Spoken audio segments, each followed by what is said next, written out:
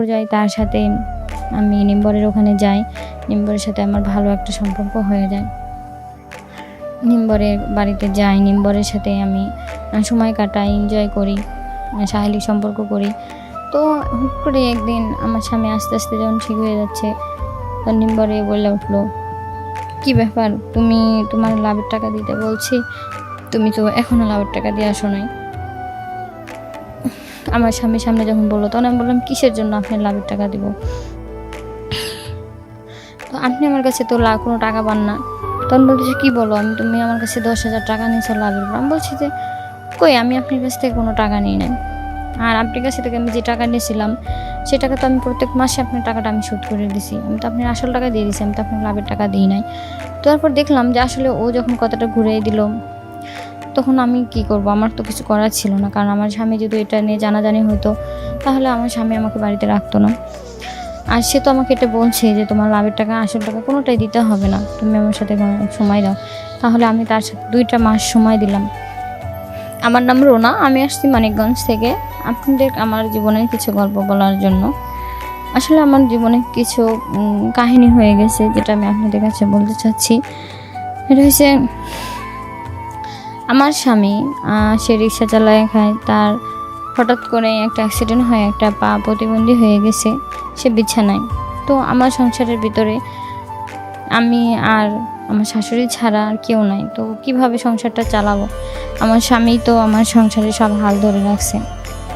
তো আমি কোনো কাজ করতে পারলাম না, বুঝতে পারতেছি না যে কিভাবে আমি আমার সংসারটা চালাইতে পারবো। হট করেই আমি এক সময় বুদ্ধি করে গেছি মাতবরের কাছে, যে আমার কিছু টাকার দরকার ছিল। নিম্বরে বললাম, নিম্বরে বলল, দেখো, টাকাতে আমি দিব তোমারে, তোমার স্বামী তো এরকম একটা অসুস্থ হয়ে রয়েছে, টাকা শোধ করবা কেমনি? বললাম, দেন, আমি একটা কাজ টাজ করে আমি দিয়ে দেবো। তো নিম্বরের কাছ থেকে আমি 10,000 টাকা লাভের উপরে নিয়ে আসি। নিয়ে আসার পরে আমি একটা ছোটোখাটো করে একটা দোকান দিয়ে নিই। যে দোকানের ভিতরে সবজির একটা দোকান দিলাম। আমরা 2 শাশুড়ি বেটার বউ একটু সময় ভালো করে যাচ্ছিল। সময় ভালো করে যাওয়ার পথে এখন দেখা যাচ্ছে সুদের লাভটা অনেক বাইরে যাচ্ছে। সুদের টাকা দিলেও আমি আসল টাকা তাকে দিতে পারতেছিলাম না। তো কিভাবে কি করব সেটা খালি ভাবছি। ভাবার পরে বললাম যে, ভাইয়া ঠিক আছে, আপনি আমার আর কিছুদিন সময় দেন, আমি আপনি লাভের টাকা 2-1 মাস রাখি, পরে আমি দিয়ে দেবো, সুদের টাকাটা আপনি রাখেন। তো বললো যে, ঠিক আছে, দেখো, চেষ্টা করিলাম। হঠাৎ করে একদিন বললো যে, তুমি চাইলে কিন্তু 2-3 মাস কাটার পরে বলতেছে, তুমি যদি চাও তাহলে কিন্তু তুমি আমার টাকাটা শোধ করে দিতে পারবা। তো বললাম, কিভাবে শোধ করবো ভাই, আমি তো যে একটা বেচাকেনা হয় দোকানে, এই টাকাটা তো আপনার লাভের টাকা দিয়ে আমার খাওয়া দাওয়া তো হয় না, আমার স্বামীর ওষুধ টষুধ কিনতে হয়। তখন বলছে, দেখো, তুমি যদি আমার চুপি 2-1 ঘন্টা সময় দাও, তাহলে তোমার টাকাটাও লাভের টাকা দিতে হচ্ছে না, তুমি আসল টাকা মাঝে মাঝে দিও, আমি মাঝে মাঝে তোমার কিছু বাজার টাজার করে দেবো। তো ভাবলাম যে আসলে আমার স্বামীটাও প্রতিবন্ধী হয়ে গেছে, অসুস্থ, প্যারালাইসিস। তো সেও তো আমার মনের একটা জ্বালা আকাঙ্ক্ষা মেটাইতে পারতেছিল না। ভাবলাম যে এদিক দিয়ে যদি সময়টা লাভের টাকাটাও কাইটে যায়, তাহলে বিপদের সময় কিছুটা আগাবো। তো এভাবেই আমি তার সাথে সময় দিতেছিলাম, যে আস্তে আস্তে ধীরে ধীরে সময়টা দিলাম। কিভাবে কি করব এটা ভাবতেছিলাম খালি। যাই হোক, এক পর্যায়ে তার সাথে আমি নিম্বরের ওখানে যাই। নিম্বরের সাথে আমার ভালো একটা সম্পর্ক হয়ে যায়।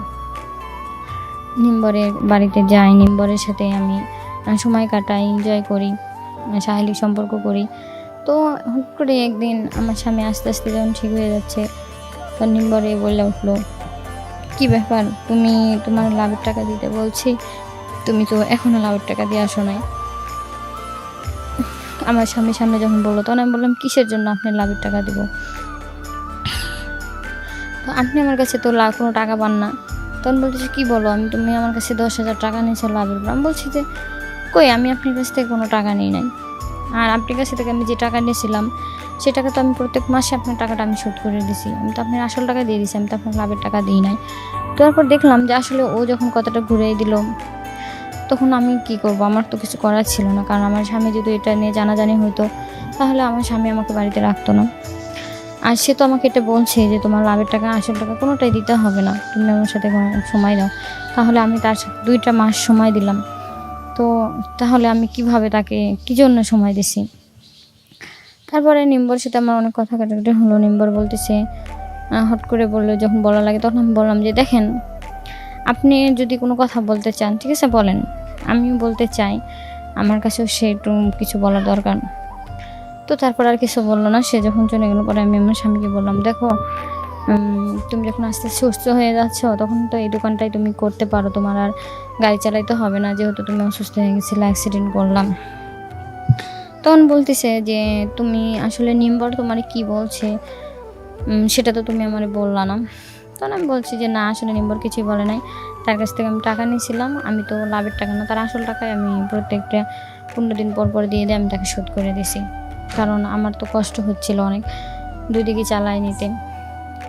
তখন সে আর কোনো কথা বলে নাই। পরে একদিন হঠাৎ করে নিম্বরে বলতেছে, তোমাকে আমি সময় দিয়ে যাচ্ছি, তুমি এই সময় অনুযায়ী আমার টাকাটা দিয়ে দিবা।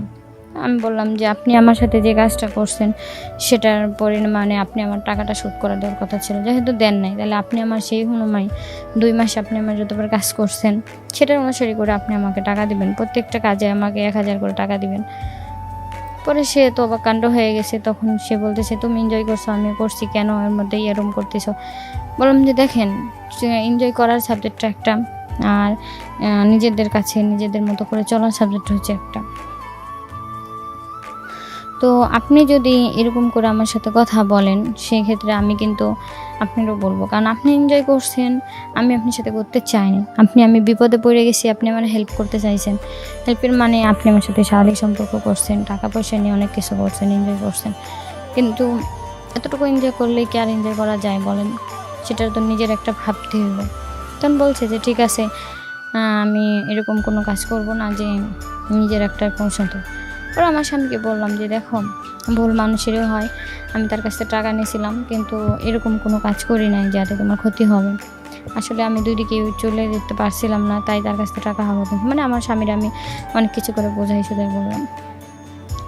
তো বোঝার সাথে বলার পর আমার স্বামী বলছে যে না, কোনো সমস্যা নাই, দেখো তুমি তো তোমার মতো চলছো। তো আমি সেই সময় নিম্বরে বললাম যে আপনি আমার সাথে এমন কিছু করছেন, এমনভাবে চললেন ফিরলেন, আবার এখন এসে আমার স্বামীর কাছে আমারই দোষারিত বানাইতে চাইলেন। আপনি তো এনজয় করছেন আর আমি তো আপনার টাকাটা শোধ করছি, এতটুকু আর কি, যতটুকু মনে হয়েছে। কিন্তু আসলে কারো সহযোগিতার সুযোগ নিয়ে কারোর সাথে এরকম করাটা ঠিক নয়, কারণ কারোর সাথে খারাপ করতে গেলে নিজের খারাপটা আগে হওয়ার চেষ্টা হয়। এটার জন্য যে যেখানে করার চেষ্টা করেন, যদি হেল্প করতে না পারেন কারো ক্ষতি করার চেষ্টা করেন না, কারণ ক্ষতিটা অনেক বড় একটা সমস্যা হয়ে দাঁড়ায়। আর